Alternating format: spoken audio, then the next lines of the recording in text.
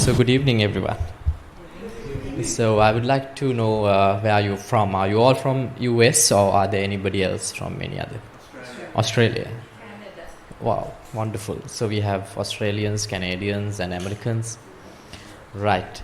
So first of all, I would like to welcome you all to Medbosevana Meditation Center. So though we have the terminology being used as a meditation center, the meditation that we practice here a little bit different from other places, because what we would like to do is that we do not want to introduce you to something which is artificial, which you cannot associate to yourself when you carry out your ordinary work. So the meditation that we propose is a 24/7 method. Whatever you do should be a meditation at the end of this session. So generally how do we start this program is with the question from the audience. So I would like to invite you, if you have any questions about the philosophy of Buddhism, or maybe a question about your own mind, then you can raise that question. Based on that question, we will start the discussion. Okay?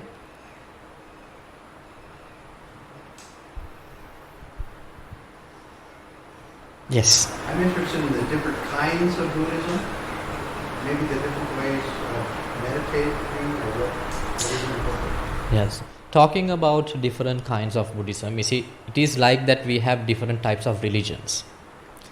Now, when Buddhism was started in India, then the philosophy was taken overseas to different regions. Thailand, then it went to China, Japan, Sri Lanka. So the philosophy is the same. I mean, the spirit is the same. But it was amalgamated with the culture of each country. That is why we have different types of Buddhist practices. So do not misunderstand that the philosophy has been differed. Philosophy is one and the same, but the way we worship and how we would create the shrines and temples will be different, because we have adapted to our local culture. The Buddha statues that you have seen in Sri Lanka would not be the same in Thailand and in China. It will give you a Chinese figure, but here this is the local figure. So that's all. There's only a cultural difference. In that case you find Zen Buddhism, and in Sri Lanka you have Theravada and Mahayana and Tantrayana in Tibet. So there are different types of cultural differences. Yes. I'm curious to how to help us. Many of us are at this point in our life. A lot of our life work is over. We've raised children. We are out to now grown families. And our life work is often done, so we're retired. And so we're looking at kinds of journeys that we need to do as we age and become the last generation, or the next generation to die. Sense, and how to look at that philosophically. That basically what to do after the retirement. That is something that you should have planned. Yes. Yeah. Traveling, that's good. Now I'll tell you, it's a very interesting question. First of all, we have to understand, why do we seek for something to do in our life? Right? Do you know the reason for that? Now, when we were born, as infants, we didn't know anything, but we were taught, okay, you have to go to school and to have your primary education. Once you're done with your primary education, then you have to do some higher studies. Once you're done with your higher studies, then okay, you have to have a family, then raise children, then you have to educate them, you have to think about their future, and then They will have grandchildren. Now you have a duty to raise the grandchildren. And then you will end up your professional life. Then you will become a retired soul. Then again, we are seeking for something to do. If you analyze that entire picture of your entire lifespan, you will find out the best thing you should do. Because I can propose many things. But you have to find out the best thing that you have to do. For that, what Buddha proposed is that if there is a problem, do not dwell with the symptoms of the problem. You have to identify the cause, the root for that. Why do we seek for some activity in our life? The reason is this. The innate nature of the human mind is loneliness. Though we think that we have different relationships with people, it is not like that. From inside, the very nature of our mind is loneliness. It is separate from everything else. Right? But it's very difficult for one to bear that loneliness. So as kids, we did not know the gravity of being lonely. But our parents knew that. Then they advised us, you have to occupy yourself with something. They didn't know the chemistry behind it, but it was the practice of the society. So they gave us a target to achieve. First thing is the kindergarten. Secondly, the secondary education and the tertiary education, giving you targets. Then after that, you have to marry. Then after that, another target, you have to raise kids. You have to get into a job. Then you have to excel in your profession. Why are we seeking all these targets? Why do we keep us busy? Because we are afraid of that loneliness. Right. So then you have two choices in this case. First, as you have been doing so far, you can have another target in your life to escape from that loneliness. But then the problem with that is it will be a never-ending solution. Once you fulfill that target, you have to have another target. That's what you have been doing so far. But the eternal solution for that, whether you would agree or not with me, the eternal solution for that is get used to the loneliness. Be satisfied with yourself.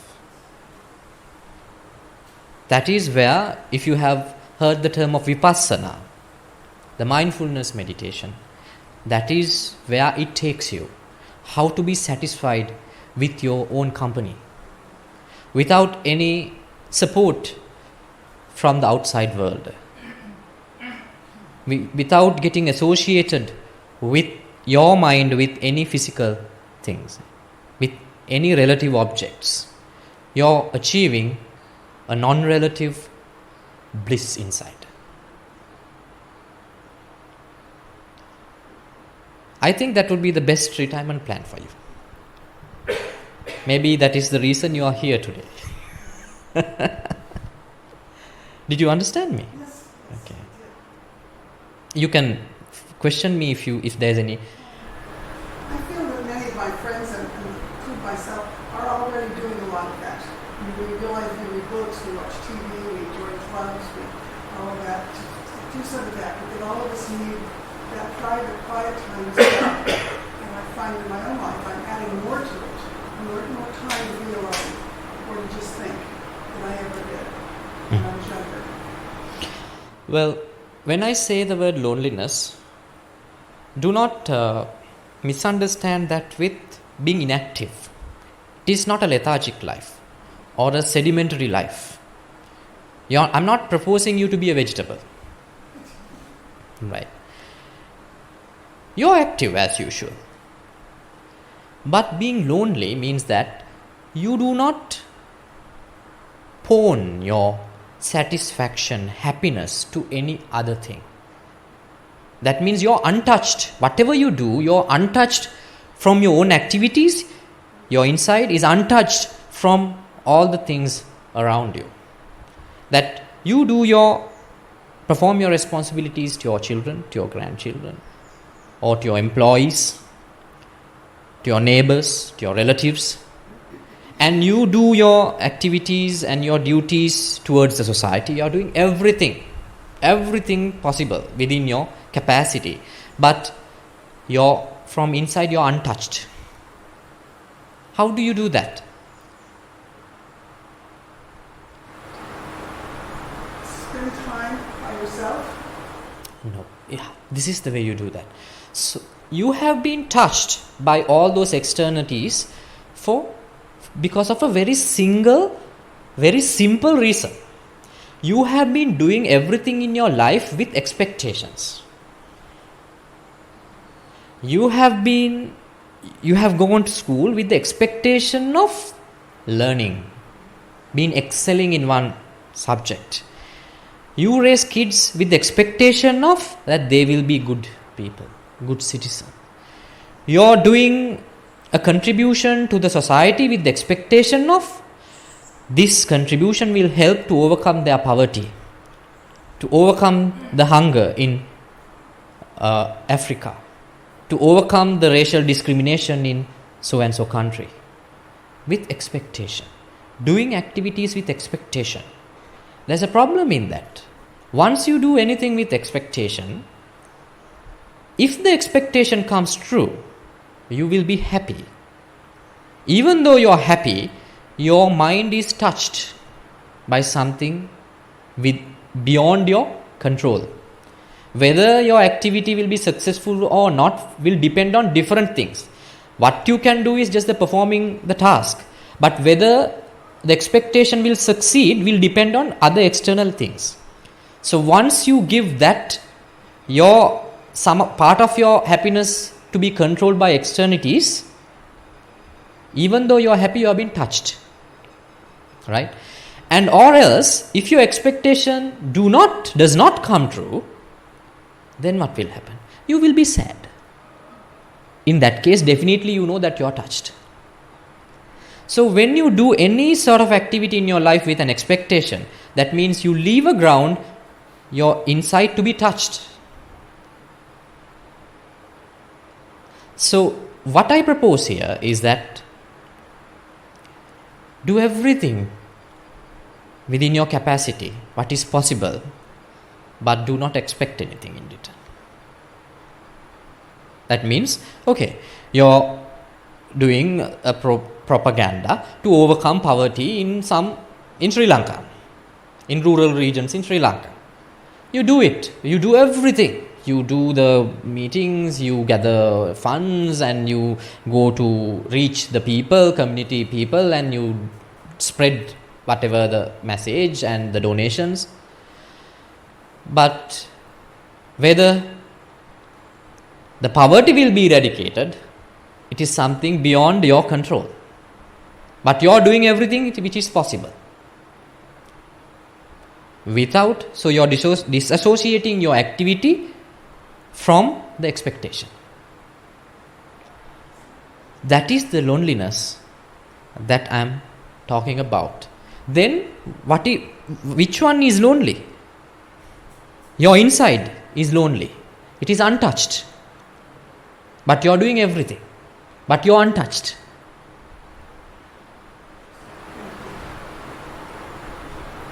Yes. If I understand that correctly, then in my way of thinking, if I do something to the best of my ability and not be too upset about the outcome or happy about the outcome, I know I've done my best, whatever happens, happens. Is that the same kind of thing? If I know that I did something and I didn't try very hard, then I'm more disappointed in myself. But if I know I tried my best and it's not successful, I don't feel unhappy. Well, I will expand that even to the moment where you did not try hard. You did something. Right? Even doing something without giving the full effort is an activity. You have to think about the expectation in that also. Because if you leave that part out, once you have performed your best in your best capacity, then okay. But if you have not given the full attention, you will be definitely upset. Don't let that happen to yourself, because in that moment you are touched. You are not in the loneliness. This word loneliness, you can refer it to something, another nice term, rather than using loneliness. If you can see there is a poster there, inscription, say noble silence. I think you won't be able to see the front row people. That is noble silence. That is what noble silence means. The untouched mind. Your mind is in silence. Right? So whether you give the full effort or not, you understand if you keep an expectation, you will be touched. How you will be touched? If the expectation come true, you will be happy. You are not at noble silence. If your expectation has not been come true, you will be sad. You are not at noble silence.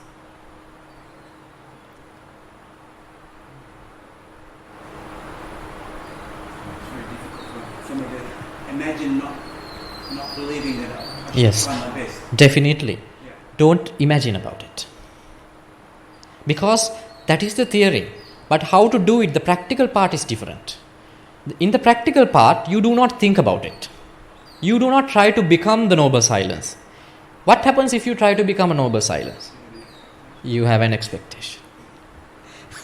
In order to achieve the noble silence, an untouched mind, you're having another expectation. I think that is the worst expectation one can have. Because now let's say you want to develop Africa, Ethiopia. Now if you fund that country, if you do some social service, you can do a research and collect data and see how successful you are in your endeavor. You know, if the gross domestic production has increased, it can be evaluated. Right? If the people are not starving, it can be evaluated. Whether they are not malnourished can be evaluated. But this state of mind is something which you cannot evaluate. It is not physical. Right?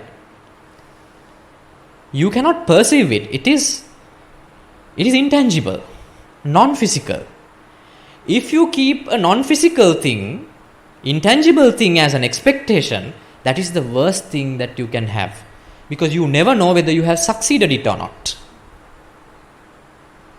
So, though the theory is that, the practical part is, you do not try to be that.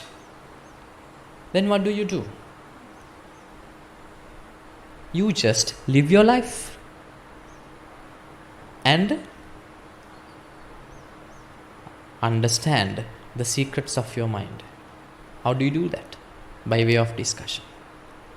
That is how you make your life 24/7 meditation, and you're not doing anything artificial, you're not introducing anything artificial to your life. Because I know in your life you have 100 odd things to do.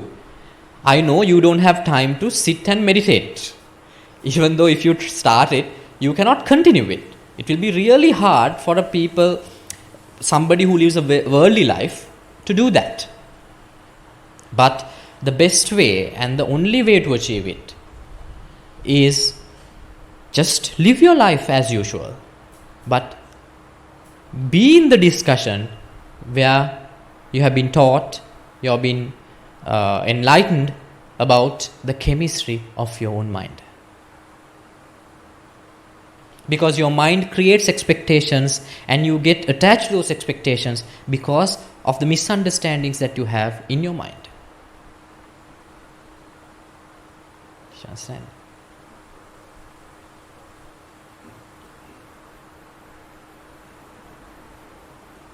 And I know for a beginner, they will think how to do something without having much expectations. It is not something that you can think about.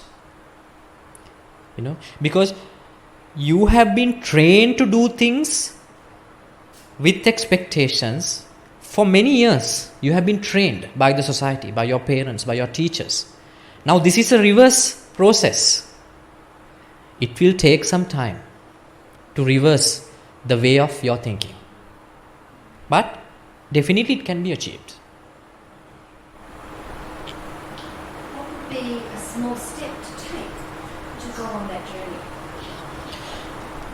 The small step that you can take there is the understanding what the judgments and the expectations, whatever the thought that been produced by your mind, is not the reality. That is the first step you have to take. That is the correct view one should have. What you see is, I will tell you, I'm giving an example. Now let's say, now you're on a tour. How long is this tour? It has been 2 weeks. Now you have paid some money to a company and you have expectations about the services should be provided by the so-called company and by your, where is your guide? He is missing. Right, that's okay. Now you have expectations because I think definitely you might have paid good enough of money for this tour. But now you keep expectations, right? You might think, okay, the Marriott should be like this. When I reach Marriott, people should welcome me with a welcome drink. And I should be given a wet towel to wipe my face. And I should be accompanied, my luggage should be carried by the room bellboy to my room. All these expectations are in your head. Who creates these expectations? Your mind. With what details that these expectations been created? From the actual details. Have you ever been to Marriott in Sri Lanka? No. These data is from somewhere else. Maybe a hotel, you're from Australia, from Melbourne. A hotel from Melbourne. Crown, from Crown, right? I have been there once. So, then your mind generates all these expectations, thoughts, judgments from the data it already has, from previous experience, not from the real-time experience that you get from Marriott Valigama. So you should have the understanding, okay, I can think of many things to happen once I reach the hotel. Yes, but either it can happen or either it may not happen. Because I am not processing the real data. The only moment where you can process the actual data is that in the time when you step into Marriott. From the time you step into Marriott, then you can process whatever you want. Before that, you were in a dream world. You were in Melbourne Marriott. So that is the first step you have to understand. Now you might have had a lot of expectations when you reach this place. Okay, I should be given a task to close my eyes, place my hand like this, cross my legs, and I should be chanting Om. I'm not going to do anything at all. I'm 100% sure you might not have had even dreamt of a session like this. I do not want you to meditate until the end of this discussion. This is the only meditation you are going to have with me, discussing. If you had something in your head, that is some old data you have been processing so far. I am not responsible for old garbage that you process. What about, I do want to keep, for a normal person, it's just normal to keep expectation, but I do not affect by whatever the end result. I think that's possible for us normal people. Yes, if you are not affected by the end result, that's the noble silence I'm talking about. For that, you should understand this. But I do keep my expectation. Yes, I have a lot of yeah, that's possible. That's possible. Now, you have to understand. Now, that is the practical way of doing that. Keep expectations. Keep expectations about Marriott. Keep expectations about flight. Keep expectations about what you're going to do there. Right? Don't try to change your life, way of your thinking. Right? But you study this little bit. This is the exercise. Now let's say you're going back to Marriott with the expectation of having a proper dinner. right? You should expect everything because you have paid for it. Once you go there, there's nothing much to it. Right. So then, what will happen to your mind if the expectation has not come true? I'm indifferent to that. If it is, then it's okay. If somebody is different for that, if somebody's mind is not settled with that situation, then you have to observe, okay, my mind is not settled. What is the reason for that? The reason is that I had an expectation, I did not understood the fact that it may come true or may not come true in the real time scenario. Because when I was creating the expectation, I did not have the real time data. I was processing with the old data. Either way is fine. Yes. Do you understand? Yes. What you have to understand is that you think the data inside your mind is real. But that is your past. That is not your present. That is not your future. What we do, even what I do from my mind, is just processing some old data. It's like a recycling process inside. Have you seen these, what you call that, concrete mixer machines? It just mix all the way up to the site. It just mix from the plant to the site. It's been keep on mixing. What you are doing 24/7 is like that from your mind. Mixing your old data. What is the disadvantage of that? You will miss the bliss of the present moment.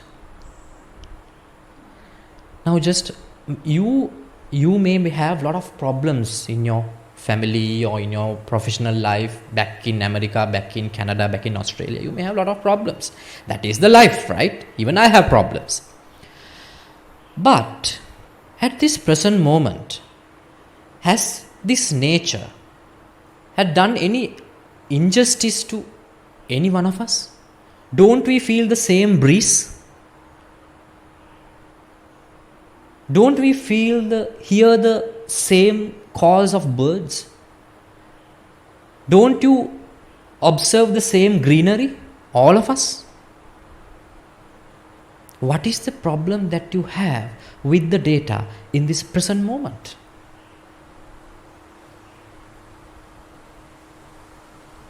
Nothing. But you can go back to your problems once you start to recycle your old data.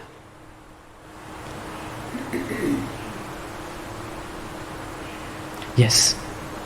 So, talking about expectations, when we take any step, like making plans for a trip like this, we have some expectations. So, if we try not to have any expectations, how do we select the next step, whether it's this trip or another trip? How do we do that? That's a good question. That's why I told you, though I say in theory, the part is not to have expectations, but in practical aspects, it is not that. In practical life, you should have expectations. It is not, I'm not going to put your mind into a coma where it does not create any thought. It will create expectations, but you are enlightened about the mind after this spiritual practice. Whatever the expectation being created by my mind, two things is possible. There's always a duality. Either my expectation might come true or might not come true. If you further go into the chemistry of it, you will know why, what is the reason for that. I created the expectation with the old data set, not with the current data. Do you understand? So, you have to plan. I have to plan. You have to keep expectations. I have to keep expectations. The only thing that we have to do apart from that is increasing the level of our understanding and decrease the level of our misunderstanding. About what? About the chemistry of our mind. That's all. Do you know? Then you will end up with a mind where you can create thousands of millions of expectations. But your mind itself will have a mechanism to understand, to realize the nature of which has been created. Do you understand? It is a natural process. It's not artificial. Are you talking about your emotional reaction to things? And like if something has gone very, very wrong, you can either become very angry, very stressed, abusive, and which are negative feelings, which actually can downgrade the way you feel about yourself, about your life, about your family. It's actually sort of a view, a lens of looking at things and not going, I suppose, using your emotion in a positive way. Mm-hmm. Maybe not in a positive way, but not becoming reactive to things. Emotionally numb. Yes. No. Not emotionally numb, Yeah. but sort of looking at things and saying, well, what's the use of getting angry? All it does is make you feel upset. Okay, I'll start from the last point. What's the importance of being angry? Now, okay, let's say I have an employee under me. I employed him to perform a particular task and I pay him for that. He's not performing the task. The first instance, I kindly say, don't do that, do it this way. Even the second instance, he's not doing it. I say, don't do that. This is the way you have to perform. Give some assistance. You're doing it kindly. But fourth and fifth time, he is not doing the job. Are you going to keep on kindly addressing him? You have to put some pressure on him. There is a point where you have to do that. Let's say you have a mischievous child. To rectify his errors, to get himself into the social order, you have to show some phrase. Do you know? That is where the anchor is important. Right? I'm not proposing where you basically a person without emotions. Now you have to realize there's a subtle message here. Now, let's say since morning up to now, we had a different array of emotions, right? In the morning, you might have been so fresh, or maybe you have been really upset. I don't know. So sometimes after you're happy, then again angry, then envy, then lust, then jealousy. So it's a sequence of emotions throughout this time. Did you get the emotion artificially, or did it just pop up naturally? Just think about your life and see. Did it just come with the situation, or are you just thinking and getting angry? Are you just thinking and create an envy? Are you just thinking and artificially creating jealousy? Or is it happening naturally? How does the emotion flow happens? Is it natural or artificial?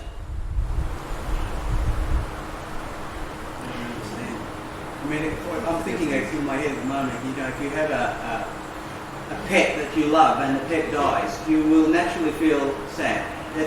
That's the word I want. Yes. You will naturally feel sad. Yes. You will naturally feel happy. You will naturally feel lust. You will naturally feel jealousy. It's a natural phenomenon. Yes. So, if something is natural, right, that means it is not artificial. It is not something that we can reject. Now let's say, even tomorrow morning, the sun will rise from east and it will set from west. It's a natural process. There's no point of rejecting it. There's no point of worrying about it. Though we think today, no, the sun should rise from west, it will never happen. Because natural things happens as the way it wants, as the way the nature wants. Now you can see the beach from your room, from Marriott. You can see the sea waves. Can you stop those sea waves from your bare hands? No. Why? It's natural. If something is natural, it cannot be corrected. You might do some temporary measure, but it won't be an eternal stop for that. So all these emotions are natural. So there's no problem with anger. There's no problem with lust. There was no problem with happiness and sad. Then what's the problem here? The problem is, once you have a misunderstanding about your emotion, you try to accept a set of emotions and try to reject the rest. You're creating a differentiation between something natural. Then what is the disadvantage of that? Then if you reject something which you cannot stop, which is a natural phenomenon, definitely some resistance is going to happen. Resistance. When you have resistance, what you have? The energy will be wasted as heat. That is why you feel a burning sensation when you have anger. It is not because of anger, because from your inside you have a misunderstanding that anger should be rejected. I do not understand. If you can follow Mark's example, his dad just passed away. Yeah. He was very emotionally involved. Yes, I will tell you. What is the Yeah. understanding? Now when your Mark, right? If I'm right. When Mark's pet has died, Right. he feels sad. It's natural. It's natural. But you feel something inside. That means you're touched from inside with the emotion. You're touched and your energy being wasted because you repel that emotion. You reject that emotion. You do not accept it. Now when a funeral happens, right, you might have seen people cry over weeks. But after some time, they come to the ordinary state. What is the reason for that? For weeks, they have been rejecting what has happened. They have been rejecting the emotions which have been generated inside. But after 2 weeks, they have accepted it naturally. Now they are not crying. That is what happens. So you can do the same thing at the very moment it happens. You cannot do it artificially. But if you understand the chemistry of the mind, that is the point where you're going to have. The time that your mind will take either to accept or reject an emotion will be diminished. So the emotion will flow. Yes. So Mark was upset for 1 whole week, and then he gradually quiet himself down. He accepted this one. So in your case, you probably upset just for 1 minute. Maybe not even for a second, or maybe it depends, right? I'm not proposing what will happen in the next moment. That's something that you have to see when it happens. What I say is that the reason for that energy waste inside you is that you have a distinction between emotions. You have categorized those emotions into 2 boxes. One set of emotions bad, one set of emotions good. That discrimination has created this issue. Now this is something I know it's maybe a little bit different to understand, but once you realize the chemistry of mind, you will see the entire chemistry, entire rhythm of the mind is natural. What we try to do is we try to go against that natural process. That is where all the problem has started. So why don't you accept that 1 week emotion involved, that's normal? Why you wanted to accelerate that period? Why you want to Accelerate. Yeah, why you wanted to accelerate? Because that's a normal emotion that week. It's I get the point. We should get involved. Yeah. But if eventually, naturally, I get over that process. But why you suggest we reduce that process and to skip that process? No, I'm not suggesting to skip the process. I'm not suggesting to reduce the time of the emotion. The emotion will be there. Only the rejection will go from inside. Now I know this is something where you have not experienced. The anger is a tool. because it's a natural thing, right? But once you have a discrimination or rejection in your mind, the anger will create distress, anxiety and everything inside you. Anger is not there to have that. Anger is a tool. Sadness is a tool. So it will last as long as it wants. But you're untouched from inside. The emotion will go, but from inside you're untouched. Yes, I know. That is because we are talking about a result. This is something we have to practice. Actually, the practice in the sense, master the chemistry of the mind. Because all these repulsions, rejections, tension, anxiety been created inside our mind because the misunderstanding that we have about the process of the mind.